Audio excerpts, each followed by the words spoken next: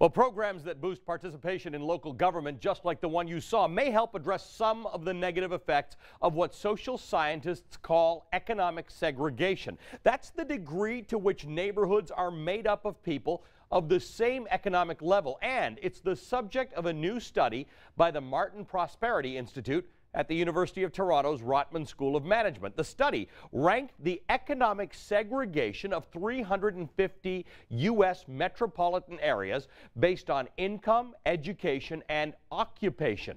Now, look at this map. The areas shaded in deep purple are the most economically segregated, while the areas in light blue are the least segregated. Notice how much purple you see in Texas. In fact, 3 of the country's 4 most economically segregated large metro areas are in Texas.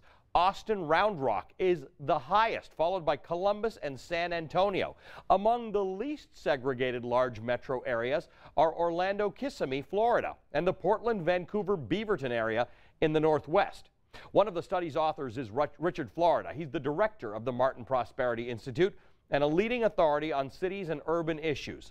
Among his conclusions is that economic segregation threatens to undermine the role that cities have played as incubators of innovation and creativity and economic progress. I asked him to back that up. Well, one of the things that's really cutting across this research, whether it's Austin or Dallas, Columbus, Ohio, New York or Los Angeles or Houston, those are metros. One does energy, one does knowledge, one does technology, one's a mega city. But they all have these high levels of economic segregation. Rich living with rich, highly educated with highly educated, poor living with poor, and so on. The problem is that we talk about inequality. Your show talks a lot about inequality.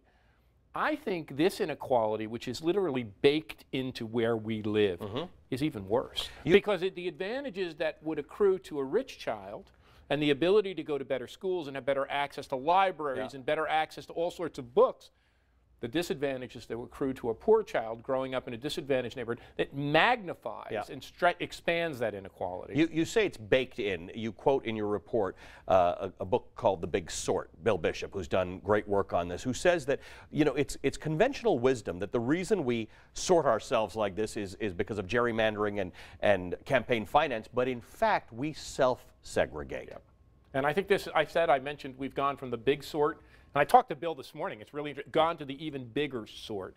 What we're seeing is a segregation of economic. This isn't racial segregation. Right. And it's clear to point that out. Is going on as well. I'm going to be writing about that later this week.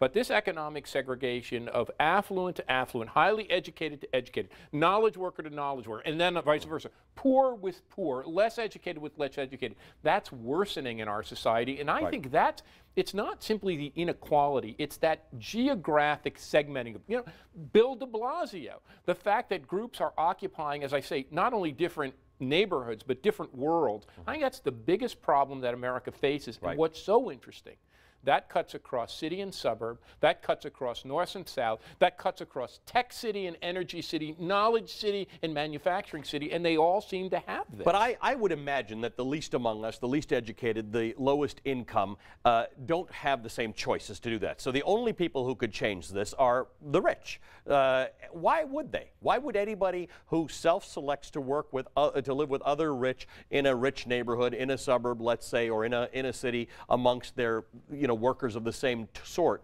why would they actively choose not to? Well, 2 things. One, that's actually what we find. This is being driven by the selection of the affluent and the advantage. Why? You have kids, nieces and nephews, going to school. You can raise them in a completely homogeneous, lily-white, pristine pastoral suburb.